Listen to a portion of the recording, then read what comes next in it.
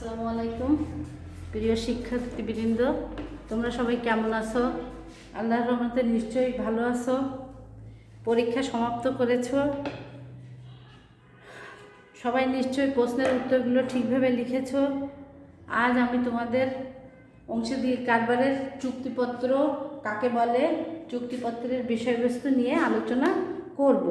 আমরা জানি অংশীদারি চুক্তিপত্র অংশীদারি কারবারের খুবই গুরুত্বপূর্ণ একটি বিষয়। অংশীদারি চুক্তিপত্র চুক্তিপত্র অংশীদারি চুক্তিপত্র চুক্তিপত্র কথা বলে চুক্তিপত্রের আর এক নাম হচ্ছে ডিড, ডি। এই চুক্তিপত্রের নাম হচ্ছে ডিড, ডিড মানে চুক্তিপত্র বা ডিড করা হয়েছে, এক দেশের সাথে এক দেশের চুক্তি করা হয়েছে। যেমন বর্তমান সময়ে আগে তিস্তা চুক্তি করা হতো ভারতের সঙ্গে, বর্তমান সরকার আমাদের চীনের সাথে তিস্তা চুক্তি করছে। এই যে চুক্তি, এটার আমরা ইংরেজিতে বলি ডিড ডিড মানে একটা চুক্তিতে আবদ্ধ হয়। এখানে কয়টা পক্ষ থাকে? একটা পক্ষে তো আর চুক্তি হয় না, এখানে দুইটা পক্ষ থাকে। তাহলে আমরা অংশীদারি কারবারের ক্ষেত্রে যেটা পড়েছি, দুই বা ততোধিক ব্যক্তি নিজেদের সম্মতিতে যখন কোনো ব্যবসা গড়ে তোলে তখন তাকে কি বলা হয়েছে? অংশীদারি কারবার বলা হয়েছে। ও আইনের দ্বারা বলবৎযোগ্য, আমরা জানি কি আইনের দ্বারা বলবৎযোগ্য সকল সম্মতিকে চুক্তি বলে। তার মানে চুক্তি হতে গেলে দুই পক্ষের কি থাকতে হবে? সম্মতি থাকতে হবে। অন্যদিকে অংশীদারদের মধ্যকার চুক্তির বিষয়বস্তু যে দলিলে লিপিবদ্ধ থাকবে, মানে দুই বা ততোধিক ব্যক্তির মধ্যে যে চুক্তি সেটা যে দলিলে লিপিবদ্ধ থাকে, দলিল বা যে কাগজপত্রে লিপিবদ্ধ করা হয় সেটাকে মূলত কি বলা হয়ে থাকে? চুক্তিপত্র বলা হয়ে থাকে। আমরা জানি অংশীদারি ব্যবসায়ের মূল ভিত্তি হচ্ছে চুক্তি। চুক্তি ছাড়া অংশীদারি কারবার হতে পারে না। চুক্তিটা অবশ্যই কি হতে হবে? বৈধ হতে হবে। এবং আমাদের বাংলাদেশের যে অংশীদারি আইন আছে, 1932 সালের যে অংশীদারি আইন আছে, সেই অংশীদারি আইন অনুযায়ী এটা কি হবে? গঠিত, পরিচালিত ও নিয়ন্ত্রিত হবে। চুক্তিপত্র যদি দলিল আকারে থাকে তাহলে অংশীদারদের মধ্যে ভুল বোঝাবুঝির যে ব্যাপারটা থাকে সেটা অনেক কম হয়। একে অপরকে কি করে না? ভুল বুঝতে পারে না, কারণ সেটা একটা ডকুমেন্ট আকারে থাকে। আমরা জানি অংশীদারি কারবারের চুক্তিপত্র কি হতে পারে? মৌখিক হতে পারে, মৌখিক ও লিখিত হতে পারে, লিখিত ও নিবন্ধিত হতে পারে, যে কোনোভাবে করতে পারি। তবে লিখিত হওয়াই আইনগতভাবে সবচেয়ে উত্তম, কারণ লিখিত জিনিস, মৌখিক জিনিস কোনো কারণে কোনো অংশীদার অস্বীকার করতে পারে, কিন্তু লিখিত হলে সেটা অস্বীকার করার কোনো সুযোগ থাকে না। চুক্তিপত্রে প্রতিষ্ঠানের কিভাবে পরিচালিত হবে, কে কত টাকা দিয়ে অংশীদার হবে, কে ব্যবসা পরিচালনা করবে, সকল বিষয় নির্দিষ্টভাবে উল্লেখ করা হয়ে থাকে। তাহলে আমরা বলতে পারি দুই বা ততোধিক ব্যক্তি নিজের সম্মতিতে যখন কি করে চুক্তিবদ্ধ হয়, ওই চুক্তিবদ্ধ ব্যাপারগুলো যে কথাগুলো থাকে তা যে দলিলে লিপিবদ্ধ থাকে সেটাকে কি বলা হয়ে থাকে? চুক্তিপত্র বলা হয়ে থাকে। তাহলে প্রিয় শিক্ষার্থীরা, তোমাদের যদি কেউ প্রশ্ন করে যে অংশীদারি কারবার কাকে বলে, তোমরা নিশ্চয়ই এতদিনে জেনে গেছো কাকে বলে। যে দুই বা ততোধিক ব্যক্তি যখন নিজেদের সম্মতিতে কোনো ব্যবসায় কার্য শুরু করতে চায় তখন তাকে কি বলা হয়ে থাকে? অংশীদারি কারবার বলা হয়ে থাকে। আর এই অংশীদারি কারবারের এই যে সকল কথাবার্তা, কাজকর্ম যে দলিলে লিপিবদ্ধ থাকে সেটাকে কি বলা হয়? চুক্তিপত্র বলা হয়ে থাকে। এবার আমরা চলে আসি এই যে অংশীদারি কারবারের চুক্তিপত্রের বিষয়বস্তু। চুক্তিপত্রের বিষয়বস্তু। চুক্তিপত্রে কোন কোন বিষয়ের উল্লেখ থাকবে? চুক্তিপত্রে কোন কোন বিষয়ের উল্লেখ থাকবে? কারণ একটি চুক্তিপত্র একটি দলিল হিসেবে কাজ করে, এতে বিশেষ বিশেষ কিছু জিনিসের অবশ্যই উল্লেখ থাকতে হয়, যে জিনিসগুলো পরবর্তীতে আমাদের কোনো ঝামেলার জন্ম না দেয়। এই জন্য মূলত একটি চুক্তিপত্র তৈরি করা হয়ে থাকে। যখন কোনো কারবার দীর্ঘমেয়াদী হয়, কোনো কারণে কোনো অংশীদার যদি বিলোপ সাধন ঘটে, কোনো অংশীদার যদি না থাকে, নতুন করে আবার যদি কারবার শুরু করতে হয়, যদি অংশীদারদের মধ্যে ভুল বোঝাবুঝি হয় ইত্যাদি বিভিন্ন কারণে চুক্তিপত্র থাকা আবশ্যক। এখন আমরা চুক্তিপত্রে কোন কোন বিষয়গুলোর উল্লেখ থাকবে সেটা আমরা এখন ধারাবাহিকভাবে আলোচনা করব। প্রথমেই থাকবে 1 নম্বরে আসতেছে অংশীদারি কারবারের নাম ও ঠিকানা। অংশীদারি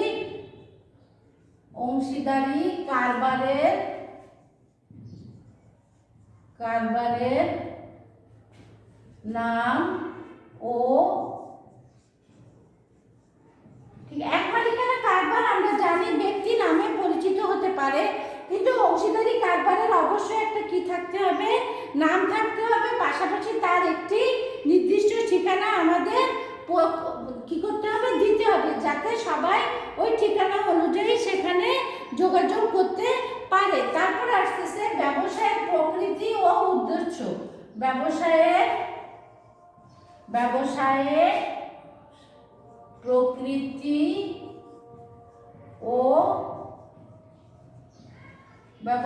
প্রকৃতি ও উদ্দেশ্য এবং কি এর আওতা।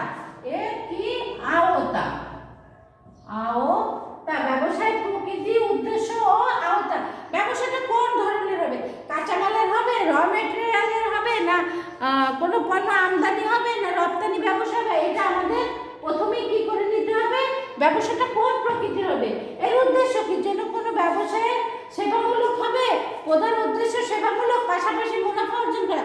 কারণ আমরা জানি ব্যবসায় বললে যে কথাটা চলে আসে সর্বপ্রথম সেটা হচ্ছে কি মুনাফা অর্জনের উদ্দেশ্যে আমরা যখন কোনো বৈধ কারবার করে থাকি সেটাকে কি বলা হয়েছে, ব্যবসায় বলা হয়েছে। তাহলে এই ব্যবসায়ের উদ্দেশ্যটা কি হবে, সেবামূলক হবে, তাহলে শিক্ষামূলক হবে, এখান থেকে আমরা কোন ধরনের মুনাফা অর্জন করব। এরপরে বলা হয়েছে ব্যবসায়ের সম্ভাব্য বিস্তৃতির বর্তমান ও সম্ভাব্য এলাকা। এই ব্যবসাটা কতদূর পর্যন্ত এর এলাকা, সম্ভাব্য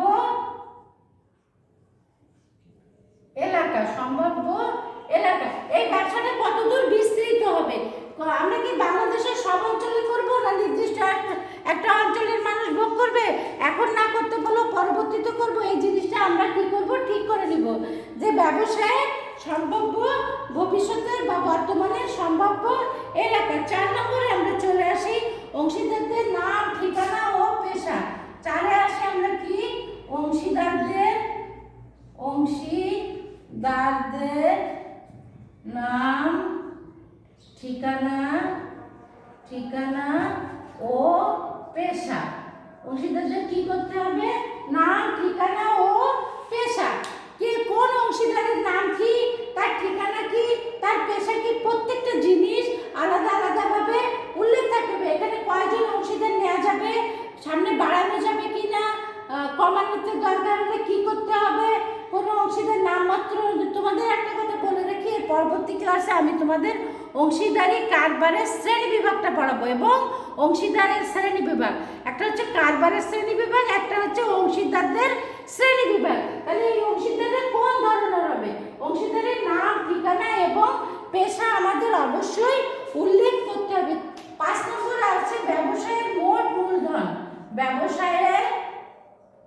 ব্যবসায়ের মোট মূলধন আমরা কত টাকা নিয়ে অংশীদারি কারবারটা শুরু করব, ব্যবসায়ের মূলধন কি পরিমাণ থাকবে, এটা ভবিষ্যতে বাড়াতে হবে, কমাতে হবে, এখান থেকে কে কি পরিমাণ টাকা নিতে পারবে, প্রত্যেকটা জিনিস স্পষ্টভাবে অংশীদারি কারবারের চুক্তিপত্রে অবশ্যই উল্লেখ করতে হবে। 6 নম্বরে আমরা চলে আসি অংশীদারদের প্রত্যেকের প্রদত্ত পুঁজির পরিমাণ ও পরিশোধের পদ্ধতি। পুঁজির পরিমাণ ও পরিশোধের পদ্ধতি, কে কত টাকা মূলধন সরবরাহ করবে, পুঁজির পরিমাণ ও পরিশোধের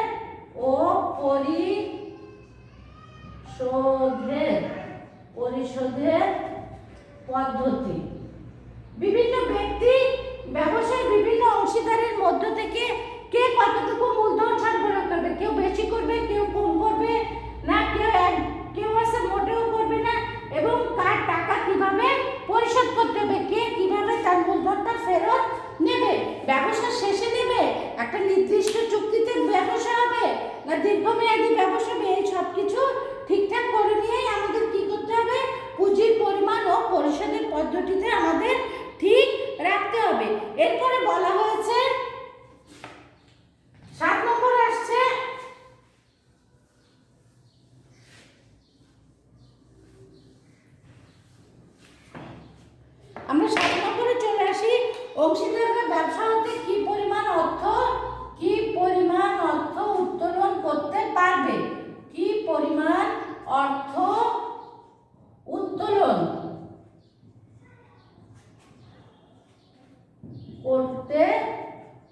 একজন একজন অংশীদার তার প্রয়োজনে ব্যবসা থেকে কতটুকু সে নিতে পারে, এই টাকাটা যে সে নেবে সে কিভাবে এই টাকাটা নেবে, এই টাকার জন্য কি তাকে কোনো সুদ দেওয়া লাগবে?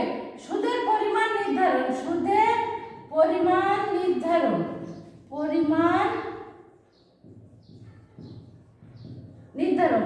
অংশীদারে টাকা নিবে, ঋণ হিসেবে নিল, এই যে ঋণ হিসেবে টাকা নিল সেই টাকাটা তারা কিভাবে নেবে, সেই টাকা কি তাদের সুদ দিতে হবে? সুদ দিতে হলে তাদের কি পরিমাণ সুদ দিতে হবে। এরপরে আসতেছে কি লাভ লোকসান বন্টনের পদ্ধতি। লাভ লোকসান, ব্যবসায় লাভও হতে পারে লোকসানও হতে পারে। লাভ লোকসান বন্টনের পদ্ধতি। আমাদের বলা হয়েছে যে অংশীদারদের দুই বা ততোধিক ব্যক্তির মধ্যে যে অংশীদারিত্ব হবে সেই অংশীদারিত্বের মধ্যে আমাদের কি করতে হবে? এই যে লাভ লোকসান, এই লাভ লোকসানটা অবশ্যই বন্টন করতে হবে। বন্টন করতে হবে কি মানে কি যে আমি লাভ হলে এত ভাগ পাবো, লোকসান হলে এতটুকু নেব, তা কিন্তু হবে না। যে হারে তার মূলধন সরবরাহ করবে তাদের ঠিক সেইভাবেই লাভ লোকসানটা তাদের বন্টন করে নিতে হবে। তারপরে চলে আসতেছে ব্যবসায় পরিচালনা ও ব্যবস্থাপনা পদ্ধতি। ব্যবসায় পরিচালনা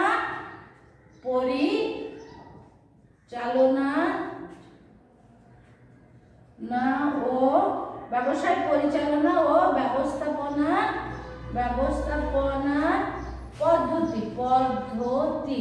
দেখ আমরা এখানে দেখি যে এই যে ব্যবসায় আমরা করতেছি, এই ব্যবসায়টা কে কে পরিচালনা করবে? সকলে করবে? সকলের পক্ষে একজন করবে, দুজন করবে, না কোনো বিশেষ কোনো ব্যক্তিকে নিয়োজিত করে তাকে দিয়ে ব্যবসা পরিচালনা করা হবে? ইত্যাদি বিষয়গুলো অবশ্যই আমাদের চুক্তিপত্রে উল্লেখ করতে হবে। কারণ এটা যদি উল্লেখ না থাকে তাহলে কি হবে? পরবর্তীতে কে ব্যবসা পরিচালনা করবে, কে ব্যবস্থাপক হবে ইত্যাদি ব্যাপারে আমাদের সমস্যার সৃষ্টি হতে পারে। এরপরে চলে আসছে যে ব্যাংক হিসাব খোলা হবে তার নাম, ঠিকানা ও হিসাবের ধরন। আমরা জানি ব্যবসা করতে গেলে ব্যাংক হিসাবের দরকার হয়। ব্যাংক হিসাবের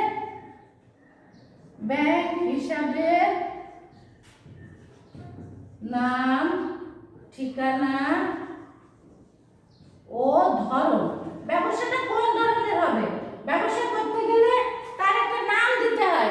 ব্যবসায় ব্যাংকে হিসাব করতে গেলে একটা নাম দিতে হয়। সেটা কোম্পানির নাম হতে পারে, ব্যক্তির নাম হতে পারে, দুজনের নাম হবে না একজনের নাম হবে, কার ঠিকানা ব্যবহার করা হবে, ব্যবসাটা কি সঞ্চয় হিসাব হবে না স্থায়ী হিসাব হবে না নির্দিষ্ট যে কোনো একটা ব্যাপারে আমাদের এখানে একটা সিদ্ধান্ত নিয়ে আমাদের ব্যাংকের কাজ করতে হবে। তারপরে বলা হয়েছে এই যে ব্যাংক হিসাব, এই ব্যাংক হিসাবটা পরিচালনাকারী ব্যক্তি বা ব্যক্তিবর্গের নাম ও পদবি। এই ব্যাংক হিসাবটা যে পরিচালনা করবে, ব্যাংক হিসাব পরিচালনাকারী, ব্যাংক হিসাব পরিচালনাকারী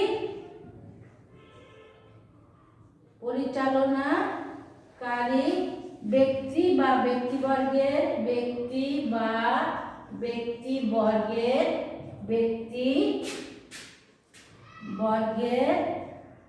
নাম, ঠিকানা আর কি তার পেশা। এই জিনিসগুলো আমাদের কি করতে হবে? তোমরা সবাই জানো, যেহেতু তোমরা সবাই ব্যাংক হিসাব খোলো উপবৃত্তি পেতে, তাহলে ওই ব্যাংক হিসাব করতে গেলে সে তার নাম লাগে, ঠিকানা লাগে, তার পেশার অবশ্যই দরকার হয়। কারণ ব্যাংক কাকে টাকা দিচ্ছে, তার ঠিকানা কি, তার পেশা কি, এটা না জেনে ব্যাংক কখনো তার কার্যক্রম পরিচালনা করে না। এরপরে চলে আসি ব্যাংকে হিসাবধারী ব্যক্তিবর্গের নাম ও পদবি। এবার বলেছে অংশীদারদের অধিকার, দায়িত্ব ও কর্তব্য সম্পর্কে বিশদ বিবরণ থাকবে। প্রত্যেকটা অংশীদারের কি থাকবে? দায়িত্ব, অধিকার, কার কতটুকু অধিকার আছে, কে কিভাবে কাজ করবে তার নম্বর।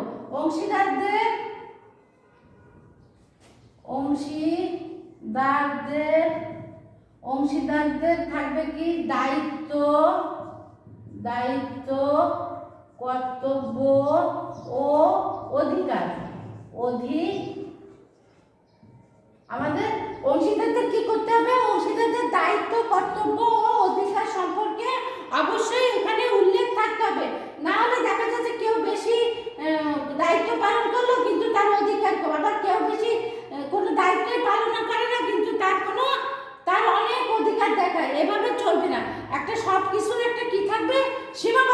থাকবে, সব একটা সিস্টেমিক ভাবে পরিচালিত হবে। এরপরে আমরা চলে আসি কোনো অংশীদার কোনো বেতন বা পারিশ্রমিক দেওয়া হবে কি না, হলে কি হারে। এখানে বলা হয়েছে অনেক সময় মূলধন না দিয়েও কেউ কি হতে পারে, অংশীদার হতে পারে। কোনো অংশীদার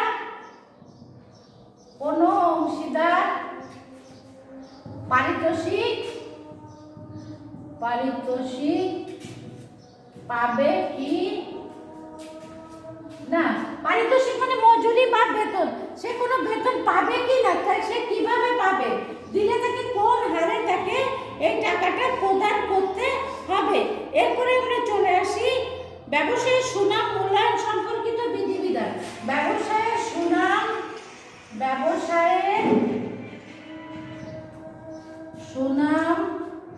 সম্পর্কিত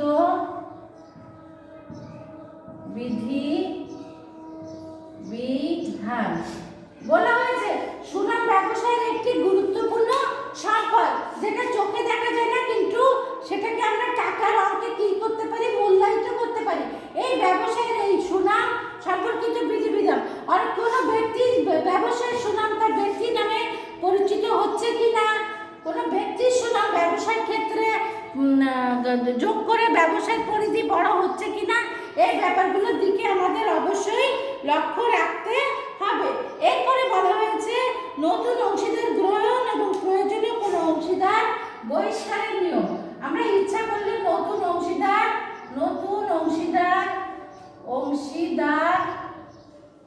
গ্রহণ অথবা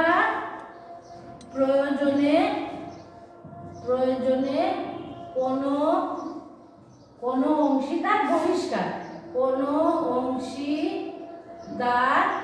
বহিষ্কার প্রতিষ্ঠানের প্রয়োজনে কখনো কোনো অংশীদারকে বহিষ্কার করা যেতে পারে, আবার প্রয়োজনে নতুন কোনো অংশীদার গ্রহণ করা যেতে পারে। এখন ইচ্ছা করলে আমরা কাউকে নিতে পারি না, আবার ইচ্ছা করলে কাউকে আমরা ব্যবসা থেকে বের করে দিতে পারি না। এও একটা কিছুর মধ্যে আসতে হবে, নীতিমালার মধ্যে আমাদের আসতে হবে, নতুবা ব্যবসায় কি হবে, কেউ কাউকে অপছন্দ করলেই হয়তো বলতে পারে ওকে আমি ব্যবসায় রাখবো না, কিন্তু ইচ্ছা করলেই আমরা এরকম কথা বলতে পারবো না। আমাদের একটা কি করতে হবে, নিয়মের মধ্যে এসে ব্যবস্থা গ্রহণ করতে হবে। এরপরে বলা হয়েছে কোনো অংশীদার মৃত্যু হলে অবসর গ্রহণ করলে তার সম্পত্তির দায়িত্ব পাওনা পরিশোধের পদ্ধতি। এরপর 17 নম্বরে আমরা চলে আসে কোনো অংশীদার যদি মারা যায়, কোনো অংশীদারের মৃত্যু হলে তার টাকা পয়সা কিভাবে পরিশোধ করতে হবে, সম্পত্তি কিভাবে ফিরিয়ে দিতে হবে, তার দায়িত্ব কতটুকু থাকবে, তার দেনা কতটুকু থাকবে, সেটা আমরা কিভাবে পরিশোধ করব, ইত্যাদি ব্যাপারগুলো অবশ্যই চুক্তিপত্রে কি করতে হবে, উল্লেখ করতে হবে। কারণ যাতে পরবর্তী সময়ে ব্যবসায় কোনো সমস্যা দেখা না দেয়, কোনো অংশীদার যেন কোনো বিপদে না পড়ে। ইচ্ছা করলেই যেমন কেউ ব্যবসা পরিত্যাগ করে চলে যেতে পারবে না, ঠিক তেমনি ভাবে ইচ্ছা করলে আমরা কোনো নতুন অংশীদার গ্রহণ করতে পারবো না। এরপরে বলা হয়েছে কি, যে আমরা জানি যে প্রত্যেকটা ব্যবসায়ের আর্থিক বছর থাকে, আর্থিক বছরের শুরু ও শেষ সময়। আর্থিক বছরের শুরু ও শেষ সময়, তাহলে বলা হয়েছে যে আর্থিক বছরের শুরু এবং শেষটা আমাদের কোন মাস থেকে শুরু করতে হবে আর কোন মাসে যে শেষ করতে হবে, এটা আমাদের অবশ্যই জানতে হবে। তারপরে বলা হয়েছে কি, ব্যবসায়ের বিলোপ সাধন পদ্ধতি। ব্যবসায়ের বিলোপ সাধন পদ্ধতি।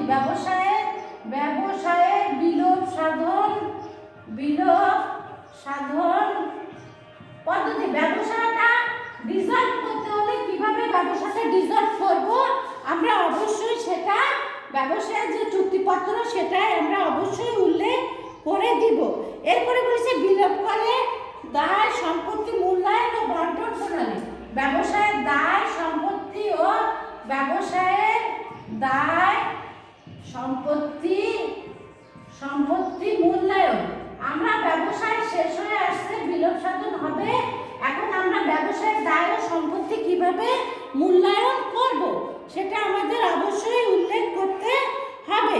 তারপরে বলা হয়েছে সর্বশেষে চুক্তিপত্রে কোনো পরিবর্তনের প্রয়োজনে তার নিয়ম ও পদ্ধতি। যদি কখনো আমাদের চুক্তিপত্র পরিবর্তন করতে হয়, চুক্তিপত্রের পরিবর্তনের নিয়ম ও পদ্ধতি এই জিনিসটা অবশ্যই আমাদের মাথায় রাখতে হবে। প্রিয় শিক্ষার্থীরা, আমরা এতক্ষণ অংশীদারি কারবারের এই যে 20টা পয়েন্ট আলোচনা করলাম, এগুলো হচ্ছে তোমার কি চুক্তিপত্রের বিষয়বস্তু। যখন দুই বা ততোধিক ব্যক্তি কোনো চুক্তি করবে তখন তারা অবশ্যই এই বিষয়গুলোর দিকে স্টেপ বাই স্টেপ কি রাখবে, লক্ষ্য রাখবে। অংশীদারি চুক্তিপত্রে মূলত এই বিষয়গুলি উল্লেখ করা হয়ে থাকে। সকলকে ধন্যবাদ।